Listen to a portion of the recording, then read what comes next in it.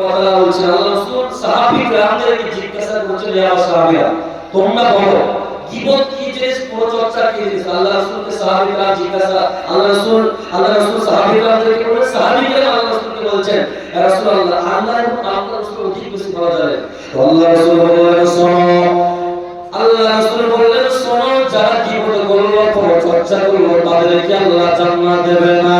তখন সাহাবী-কিরাম বললেন, ইয়া রাসূলুল্লাহ হে হাবিবাল্লাহ, দয়ার নবী গো, আমি যার ব্যাপারে সমালোচনা করব, যার ব্যাপারে আমি কথাবার্তা বলা করব, যার ব্যাপারে আমি চর্চা করব, যার ব্যাপারে গল্প করব, ইয়া রাসূলুল্লাহ সেই ব্যক্তি যদি সত্যিকার যদি সেই রকম কাজ করে থাকে, সত্যিকারে যদি ওই রকম কাজ করে থাকে, তাহলে আমি কি করে বললাম, তাহলে আমি পরচর্চা করলাম, তাহলে আমি পরনিন্দা করলাম।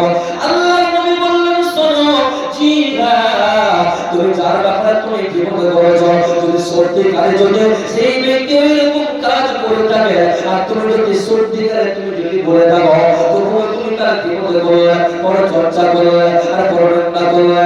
আল্লাহ রাসূল বললেন শোনো, আর যদি তুমি তার ব্যাপারে সমালোচনা করলে, গল্প করলে, লোকের মধ্যে তুমি বলাবলি করলে, লোকের মধ্যে তুমি বিভ্রান্ত সৃষ্টি করলে, আল্লাহ রাসূল বলেছেন শোনো, যদি তুমি তার উপরে তহমত দাও, তুমি তার উপরে যদি তাকে বড় রাখতে দিলে, তুমি তার উপরে দোষ চাপিয়ে দাও, আল্লাহ রাসূল বলেছেন শোনো, তুমি তার উপরে তহমত দিলে, তার উপরে তুমি তহমত দিলে।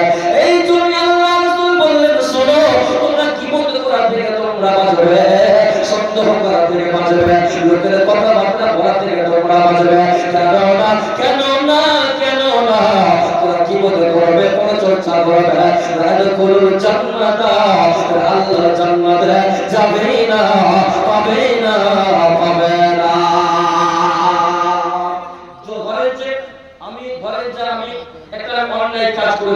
আমি একটা অন্যায় কাজ করে ফেলেছি, আপনারা আমার ব্যাপারে আমি সত্যিকারের সেই অন্যায় কাজটা করে ফেলেছি, আর আপনাদের এই হাসানপুর গ্রামে আমার ব্যাপারে সমালোচনা করছেন, আমার ব্যাপারে বিভিন্ন রকম বলাবলি করছেন। আমি যদি সত্যিকারে যদি সেই রকম কাজ করে থাকি, তাহলে আপনি সেটাও গীবত করলেন, পরচর্চা করলেন। এটা হচ্ছে হাদিস হযরত আবু হুরায়রা রাদিয়াল্লাহু তাআলা তিনি বর্ণনা করেছেন। বন্ধুরা আমার, ভাইরা আমার, বাচ্চারা আমার, আল্লাহ রাসূলকে একজন আরেকজন সাহাবী জিজ্ঞাসা করেছেন, ইয়া রাসূলুল্লাহ ওয়া হাবিবাল্লাহ, দয়ার নবী গো, বিশ্ব নবী গো, আপনি বলেন আনাসসারি মা যুকিরুন নাসাল জান্নাতা, ইয়া রাসূলুল্লাহ ওয়া হাবিবাল্লাহ, আপনি বলেন কোন জিনিস মানুষকে সবচেয়ে বেশি জান্নাতের পথ দেখাবে, কোন জিনিস সবচেয়ে মানুষকে জান্নাতে নিয়ে যাবে?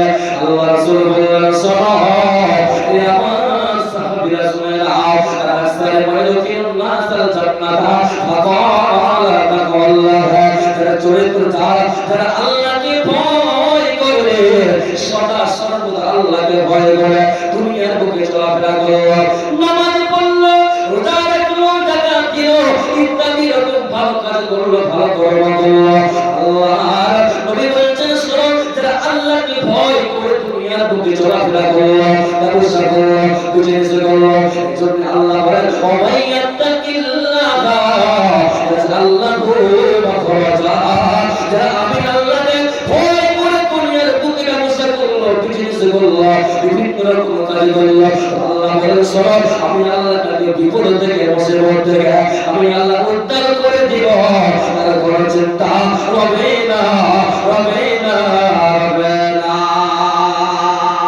তাহলে আপনাকে সর্বদা আল্লাহকে ভয় করতে হবে, জাহান্নামের আযাবকে ভয় করতে হবে। আপনি ধরেন যে আপনি 5 ওয়াক্ত নামাজ পড়ছেন, আপনি 5 ওয়াক্ত আপনি টাইম বাই টাইম আপনি নামাজ পড়ছেন, আর আপনি দান সাদকা আপনি বিভিন্ন রকম আপনি ভালো কাজ করেছেন, কিন্তু আপনি যদি আপনার ভিতরে আপনার দিলে যদি আল্লাহর ভয় না থাকে, তাহলে আপনার আল্লাহ দরবারে কোনো কাজে আসবে না। হ্যাঁ, যদি আল্লাহর যদি ভয় না থাকে দিলে, তাহলে আপনি যতই নামাজ পড়েন, যদি আপনি ভালো কাজ করেন, যদি আপনি ভালো কর্ম করেন, আপনার ইবাদত আল্লাহর দরবারে 5 পয়সার কোনো কাজে আসবে না।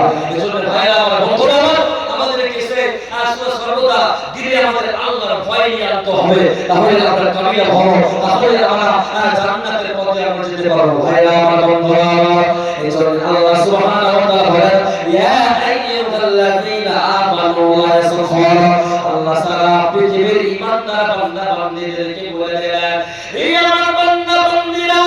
ইমানদার বান্দা বান্দিরা যারা তোমরা আমি আল্লাহর উপর ঈমান এনেছো, আমি আল্লাহকে যারা তোমরা মেনে নিয়েছো, আল্লাহ বলেন তোমরা শুনে নাও, লা ইয়াসখার কওমুম মিন কওলা, পৃথিবীর পুরুষদেরকে বলছে, পুরুষরে শুনে নাও, লা ইয়াসখার কওমুম মিন কওলা, তোমরা এক পুরুষ অপর পুরুষের বিদ্রুপ করবে না, এক পুরুষ অপর পুরুষকে ঠাট্টা করবে না, এক পুরুষ অপর পুরুষকে নিয়ে মজা নেবে না, কি করবে না, তাকে তুমি ছোট চোখে দেখবে না, তাকে তুমি অহংকারের চোখে দেখবে না, তুমি তাকে তাকাব্বুর করবে না, তাকে তুমি হিয়ানত করবে না। খবরদার খবরদার, তুমি তাকে দিকে তুমি কখনো বিদ্রুপ করবে না।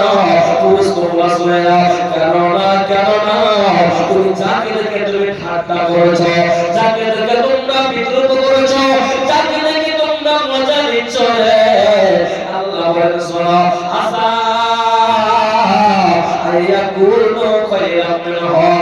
তোমার চাইতে উত্তম হয়ে যেতে পারে, ব্যবহার সুন্দর হয়ে যেতে পারে, আখলাকি সুন্দর হয়ে যেতে পারে, আল্লাহর কাছে আল্লাহর নিকটে প্রিয় বান্দা হয়ে যেতে পারে। আমাদের পৃথিবীতে পুরুষ হয়ে খবরদার এক পুরুষ অপর পুরুষকে কখনো বিদ্রোহ করবে না, করবে না, করবে না। আপনারা আমার কথা বুঝতে পারছেন তো? আপনারা কথা বলছেন না কেন? আপনারা বুঝতে পারছেন তো আমার কথা? মাশাআল্লাহ। আর লোক না ভালো লাগছে না, আল্লাহ